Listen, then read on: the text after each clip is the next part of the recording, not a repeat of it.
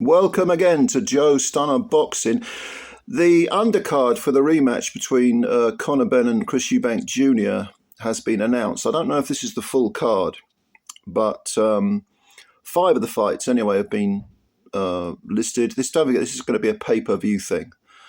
Okay, so you expect a stacked undercard because it's pay-per-view. Or, in this case, you don't expect a stacked undercard. Or at least in this day and age, you don't. You know, the days of those marathon Don King shows where you had 4 or 5 world title fights on the card are long gone. Some of those weren't even on pay-per-view, of course. Many of them weren't. But no, if you want to watch Chris EUBANK Jr. and Conor Benn go at it again, yeah, you're going to have to pay through the nose, as usual, with Matchroom and DAZN. DAZN being the platform that was going to abolish pay-per-view. Eddie Hearn trumpeting that when he first signed to them. Yeah, all right, mate. So the 5 fights that have been announced, then I think this is very underwhelming. Just my opinion. Let's start with Jack Catterall and Essuman. Now, Catterall, I find him to be very, I'll be polite and say unassuming. An unassuming character. Doesn't exactly burst with charisma. For me, might be a very nice guy. I don't want to be rude about the guy, but... And inside the ring, he's very much a sort of crafty technician. He probably hits a bit harder than his record suggests, but just not a very exciting character or fighter for me. But he's going to take on Essuman. Now, Essuman got this gig probably because his last fight was a victory over Josh Taylor. Taylor subsequently retired due to an eye injury. Ongoing eye injury, and okay, I mean that on paper that's a great. It is a good win. I'm not diminishing his victory. He has 22 wins, Essuman, only 8 KOs and 1 defeat. And the defeat was to Harry Scarf back in 2023, which not that long ago, really. And that was for a British and Commonwealth. That was British and Commonwealth title fight. He lost a unanimous decision. From what I remember, it was relatively competitive, but Scarf got the victory. Essuman, very, very tough guy. He's got a win over Sam Antwi. That was a good one. Unanimous decision over 12 rounds. He beat Darren Tetley. Again, a unanimous decision over 12 rounds. He stopped the previously undefeated Danny Ball. Chris Jenkins, who'd probably seen better days, he stopped him in 8 rounds. Also fought Cedric Payno. Remember him? Who had 2 fights with Conor Benn. That was a good win. I can't remember much about that fight, but to be honest, I don't even know whether I even saw it. But I might have done. I think I might have been at the York Hall. Anyway, I'm rambling. He also got a win over Tyrone Nurse, who again was at the back end of his career. That was a majority decision 10 round. So if you're talking about domestic level, Essuman is, a good fighter. I mean, he had that tear up with Owen Cooper as well. That was last year. Over a year ago, year and 3 months or something like that ago. That was a fantastic fight, and he stopped Cooper in the final round. It was a 10-rounder, but he'd been on the floor. I mean, he suffered a heavy knockdown in the 9th round. That was a great fight. And he got a win over Ben Vaughan. That was the fight before the Josh Taylor fight. He is very adept at mopping up all the domestic stuff. Very adept. And the win over Josh Taylor, it's a fantastic result, a unanimous 12-round decision. Competitive fight. I thought he won it, but not by a great deal. I mean, 2 or 3 points was fine, And as far as welterweights go, I think domestic, maybe European level, he's a threat. But he's in against Catterall, and Catterall is someone who has world title pretensions. He should have been undisputed super lightweight champion when he beat Taylor the first time, but he got robbed. I very rarely use the word robbed, but he was robbed. Okay, and then he lost to Arnold Barbosa. It was in his backyard. He lost a tight fight. And Barbosa since went on to lose, so he's lost his. I mean, it's not really worked out for Jack. He hasn't had the rub of the green, that's for sure. But if he is a world class operator, Essuman, get it right in a minute. He really should be fighting people who are surely, top 10 in the world. And Essuman, okay, he's got the win over Taylor. That probably gives him a ranking. I haven't looked lately. I know he is ranked, but it's all much of a muchness. I don't particularly like this. I mean, I'll watch it, but it's going to be the craftiness of Catterall versus the industry and strength and the pressure of Essuman. But on a pay-per-view card, is this worthy? I mean, the split decision loss to Barbosa Jr. was followed by a very, very dull 7-round technical decision over the undefeated Harlem EUBANK. But I'm not fussed about the fight, to be honest with you. But we'll see. It could surprise us, I suppose. Yeah, it could surprise us. We hope. We hope. Then you got Azim, former EBU champ, gave up the belt rather than face, was it Dalton Smith? Defended the belt once against Enoch Paulson. He won it from Frank Petterjean. And these are European level fighters. So, yeah, okay, European level. No problem. It's the EBU title. So, yeah, European level. And he knocked out Hara Davies. It was at the end of his career. Hara Davies stopped him in 8 rounds. Then he stopped past his best Sergei Lipinets. That was in 9 rounds. And to be honest with you, it does look like he's improving, Azim. And here's the thing, he's only 23. I think he was fast-tracked to the EBU title too quickly. I actually don't blame them from swerving Dalton Smith at all, because I don't think he was ready. I mean, he sneaked in, almost sneaked in the back door regarding the EBU title, and then he was expected to defend it again. But see, once you get to that level, you can drop down, but you're going to be called a bottle job. People are going to say, well, you've swerved so and so. Yes, that's actually true, but sometimes you need to do that. And Shane McGuigan, who trains Azim, had no problem with saying, no, we give up the EBL and we carry on with the education. I think that's the right thing to do. I think play the long game. And he's going to be in against someone called Zawa Abdullev, who is 20 wins with 2 defeats. Now, I know very little about Mr. Abdullev. I'm trying to think of whether I've ever seen him fight. I don't think I have. Well, in fact, if I have, I've forgotten, which sometimes happens because I do watch a lot of boxing. But again, pay-per-view. Is this a fight you would put on a pay-per-view card? The undefeated boxer starlet, Azim, against a guy with a 20-2 record who not many people have heard of. I don't know.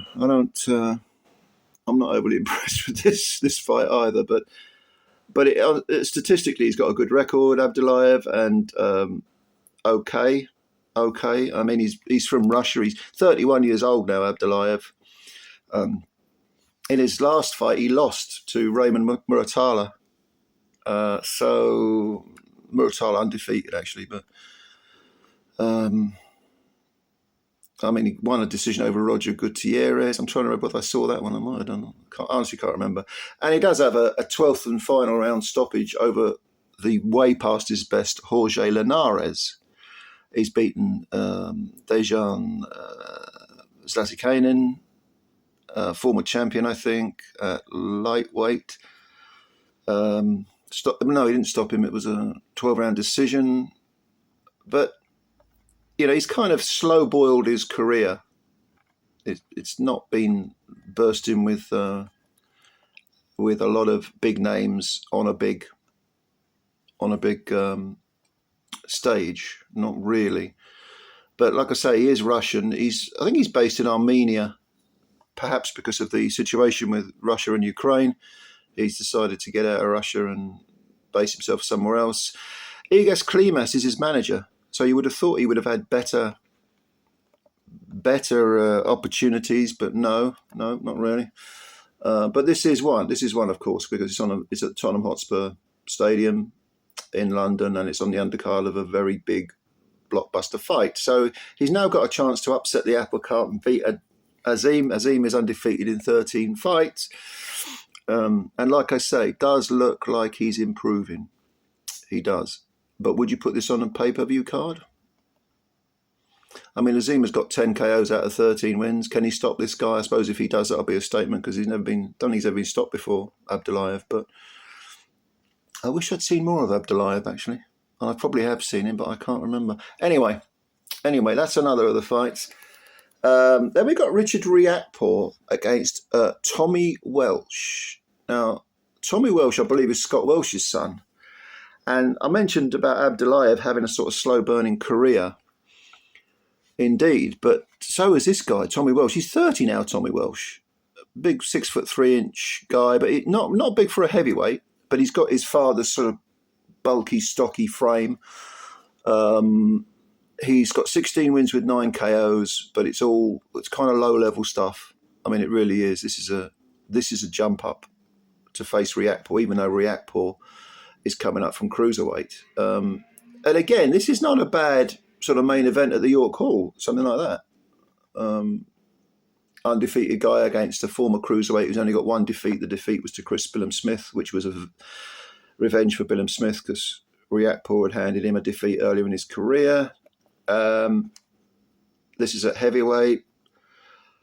I really don't know what to think about this one. I mean, because Tommy Welch at 30, he's not looked bad. I've seen him several times. He's not looked like a bad fighter, but another one who's been brought in, who's cut his teeth, learnt the trade on the small all circuit, and now he's on the big stage. It's kind of like this is an opportunity. But again, they're setting him up for Riakporhe, just as they're setting Abdullev up for Azim. But we'll see. It could be a good fight. But again, this is a sort of fight which would be a Saturday night, free to air, maybe a main event or a chief support. Not a brilliant fight for a pay-per-view or for such a big stage. Then you've got Sam Gilly against Ismail Davis. Okay, so Davis is coming in. He's got 13 wins with 6 KOs, 3 defeats. He's been stopped once. And his 3 defeats have actually been his last 3 fights, because Josh Kelly won a majority decision over him. That was last year, less than a year ago, maybe a year ago, roughly. Then he lost to Serhij Boachuk, who is a good fighter, very, probably, if not fringe world class, and actually world class. You can put him in the top 12, maybe. Boachuk, he's a good fighter. That was over in Riyadh. He retired after 6 rounds. His style just didn't suit Boachuk at all. Boachuk smashed him up, and he was pulled out after 6 rounds. And then he lost a split decision 12-rounder to Cayman Agyarko. And Agyarko is still undefeated. He had a very tough fight recently, but still undefeated. He does have a win over Troy Williamson, Ismail Davis. That was a good win. Unanimous 12-round decision. And Williamson has come back at super middleweight and seems to have, scored a great win recently. He seems to have something left. So he would argue that the weight cut was doing him in. He lost a few fights on the bounce and then came back with a great win. If Davis wants to look for some inspiration for coming back after a few defeats, he's only got to look at Troy Williamson, who he's already beaten. And again, I repeat, I should mention Sam Gilly, of course, who's at 18 wins, 1 defeat and 1 draw. And he is, I forget how old he is now. Is he about 30 now? Not that young, is he? But I've always thought he's sort of promised more than he's delivered, perhaps.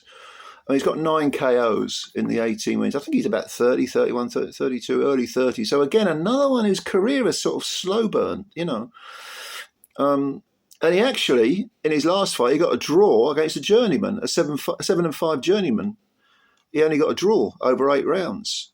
So he's kind of he's flattered to deceive, I think is the phrase. Hasn't really done a great deal. It's all been a bit stop-start.